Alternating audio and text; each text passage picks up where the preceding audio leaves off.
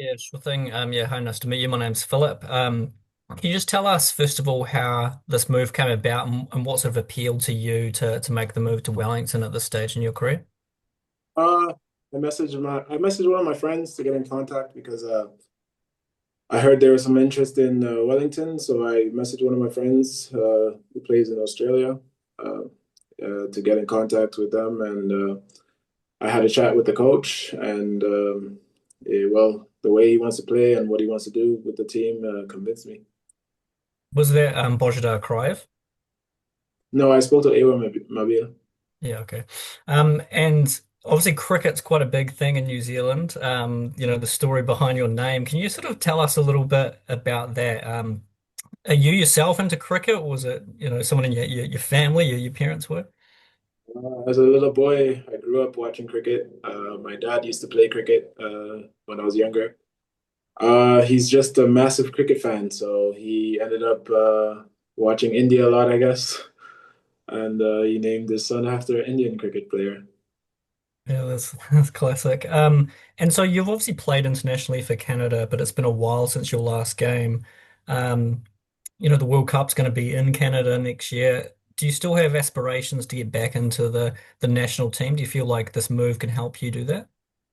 100%. Of course, I think, especially the way the coach wants to play and things he wants to do with the team, it's very similar to how they do it in Canada. So I think performing well here and doing my best will give me a great chance to be in the picture or even be a conversation for them. Awesome, thank you. Hello, mate. Luke here. Nice to meet you. Welcome to the Phoenix. Can you just, for those of us or fans who don't know much about you, what sort of, I guess, player and defender are you in terms of your strengths, do you think? For me, I'm very aggressive defender. I'm very aggressive. I like to play a high line because I got the pace to cover in behind and on the ball. I like to keep the ball. I like to keep. I'm a player that like to play those balls in between the lines and stuff like that. I'm not. Uh, if I think on the ball I'm pretty well, and defensively I'm very aggressive and I like to win the ball back as quick as possible. And you've obviously got a lot of experience sort of in North and Central America and also across Europe. What have you seen, I guess, from the A-League and speaking to your mates or people you know that have played in this league, how it sort of compares skill-wise? Uh, from what I've talked to Ewa about, it's just he told me it's a very good league. It's very competitive league, and I've seen that some massive players have been in the league as well. So I think from Europe, it's not a big step, you know. So yeah, that's all I pretty much know about it. And just in terms of, I guess you've played in similar parts, you've played in leagues that you're familiar with, but coming across to the other side of the world, how much are you looking forward to, I guess, that element of being in a different environment, different country, different surroundings?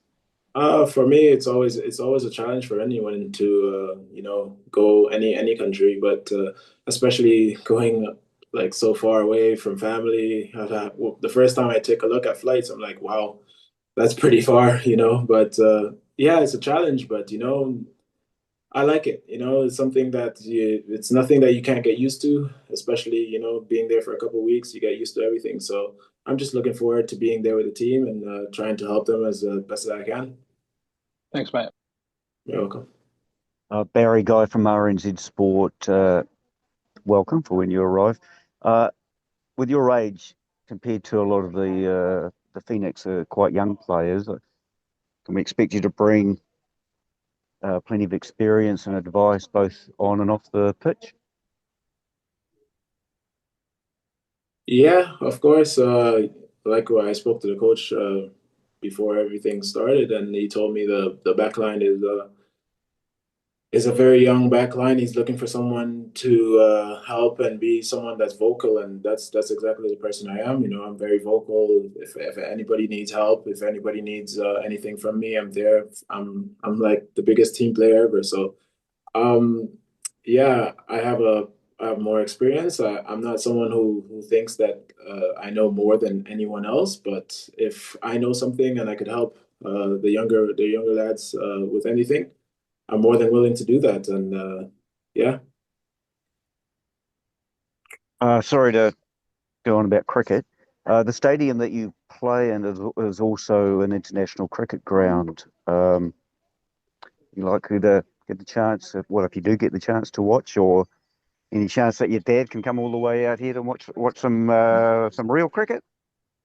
I'll tell you, my dad has never visited me in any country that I've played in. It's usually my mom. So I think he'll be there, especially if West Indies is playing. He'll be there for sure. Yep, the West Indies are here this summer. Oh, nice. Well, then he'll be there. Cheers. Manjrekar, Drake. play from. Oh, way you go, Clay. Thanks, Tony. Play from News Talk ZB Radio here. Just picking up, obviously, Sanjay Manjrekar was a massive Indian player. The Indian League has taken some steps. Have you had interest in that sense, just because of the link to your name? You know how the mayor they are back there. No, actually, I've never thought about it. I know a couple of people that have played there, but I've never thought about, going that far.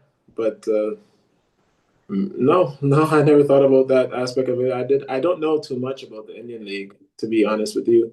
I mean, I've always followed the Australian League because when I was in Michelin, Cruyff came to Australia and he was a close friend, so I knew about that. So I followed it from then when he came at that time to now. But for the Indian League, I don't know anything about it, to be honest. You've obviously spoken to Chiefy a number of times. What have you picked up from him about his ambitions after, success this season before last, and then the disappointment of last season, about where he wants to take the team and how you can fit into that? Basically, what he was telling me is just that he wants to the way he wants to play and what he wants to do with the team, and he wants to be able to play a high line and be closer to the half pitch and whatnot. And he just told me that he really wants someone in the back line that could communicate and help the team, do that. And that's basically what our conversation was about. Just finally, I'm not sure if you've had much experience in your club career with rivalries, but Wellington obviously has a big rivalry now with Auckland that have just come onto the scene in the A-League. How much do you know about that and what you can expect from that rivalry? I know a lot about rivalries. There, my last club here, we have a big rivalry here as well. So those games are, one of the most special games, because everybody wants to leave the field given their 100%, like not even 100%, more than 100%, because you don't want the other team to win. So it's like a rivalry is basically a final in a way, in a sense. So yeah, I'm looking forward to everything, all sorts, all parts of it, So yeah, I'm very excited. All the best. Thank you, mate. Yep. Manjrekar, Tony here from the Post newspaper. Yeah, welcome. When you're in Denmark, you're at Midland, where Winston Reid, the All Whites defender, had played. Well before you, I guess. But were you aware of him there? Was he much of a kind of legend at the club? In Michelin, Yeah, he played for them, and then he went to West Ham in the Premier League. I don't recall that name, to be honest with you. Okay, all right. Yeah, I don't recall.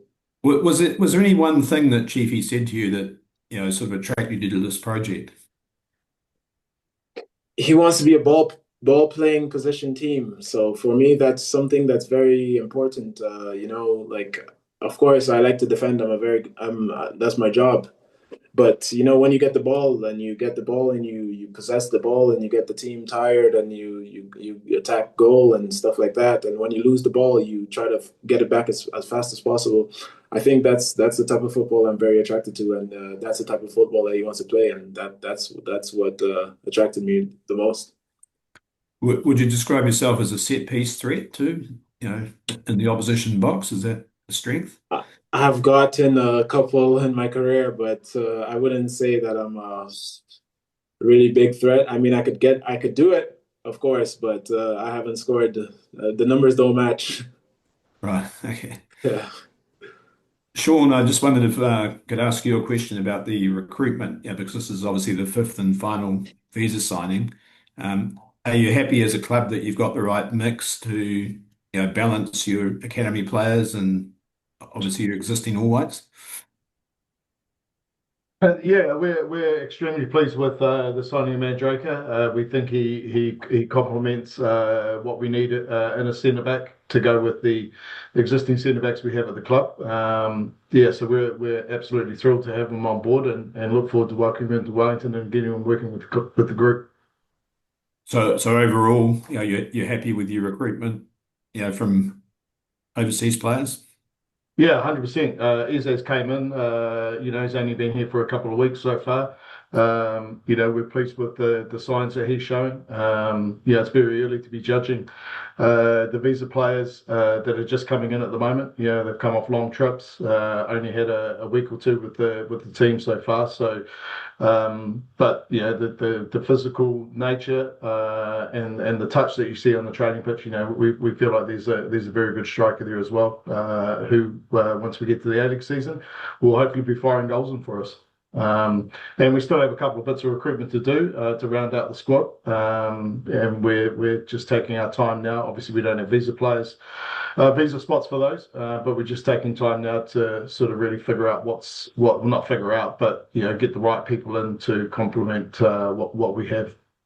Right. But there'll still be a big emphasis on the continued development of the guys that come through the academy, I presume. Well, 100%. That's we've made it well known a couple of seasons back that we want to be able to showcase the talent coming through our academy. We just had the 20s will be announced if they're not announced already, and I think we're going to have about 9 players from the club in that. Seven of those are currently contracted to us. So, it's not just in the A-League where we get to put them on the world stage. They will be playing under 20 World Cup. We're hopeful, obviously, with this OFC Pro League as well, that'll be another avenue for us to be able to get minutes into their leagues and game time for their development. So, we're not changing tact on what we do, but we have to balance development of players with performance and winning football games at the same time. Right. Thanks for that. Cheers. G'day, Manjrekar. Nigel here from MediaWorks News. 13 seasons of experience. What has that taught you about the best way to get up to speed when you do come to a new club? I think the best thing is to adjust to the time zone. I think that's something that's very important because, of course, you have to train every day and whatnot, and you don't want to be up all night and stuff like that. I think the best thing is the time zone and getting as familiar as you can with everyone around you. So for me, I'm very friendly. So I think it would be not such a big problem for me with that part. It's just the time zone for me. In terms of you as a person, what do you think the fans will end up liking about you when your time with the Phoenix comes to an end, whenever that might be? As a person, I'm like, off the field, I'm very shy. Like, I'm very to myself and calm and whatnot. But on the field, it's like a completely different person. It's like I talk a lot. I am very aggressive. I shout a lot. I fight a lot. It's just completely different. So is football a little bit of a release? Is it the opportunity to, I know the phrase that's used a lot now in sport is it's an ability to be able to express yourself in that sort of controlled environment. Is that a fair representation, do you think, of the way you try to play the game compared to your off-field personality? I wouldn't say it's a release. It's for me, a release. It seems like it's something I'm trying to get out. It's just like, for me, I enjoy it. I enjoy being like that. But at the same time, like, I enjoy relaxing and stuff like that. So for me, when I get that 2, 3, or whatever hours I do play football for, I enjoy that part of it, to be aggressive, to run around, to talk a lot and stuff like that. And when it's done, I'm just relaxing. Final one from me. You said yourself that you're a very physically imposing, dominant sort of player. Tell us about your skill, because you don't play 13 seasons of professional football and only have like 1 foot or have 1 trick. How would you describe yourself in terms of the skills that you possess outside of your physicality? Well, I'm very good on the ball. I'm very good on the ball. I'm a very good communicator, but I think the most thing is that apart from me being very aggressive and whatnot, I'm very good on the ball. I'm very calm on the ball. I think I make very good decisions getting out from the back. So yeah, I think that would be one of them as well. Cool. How fine a line is there between aggression and going too far? Again, looking back at your 13 years of experience and what you would have learnt over that time. Yeah, there's always a line to it, you know. There's times where you can be very aggressive, and there's times where you can't be very aggressive. And I've learned that during my early years as being a footballer. There's times where, especially closer to the box, you just have to relax a little bit. But I mean, if you're up there and you have to win the ball and commit a foul, then there's a problem with that. Appreciate you answering my questions. Thank you, sir. You're welcome. Any final questions, guys? No, we'll stop it there.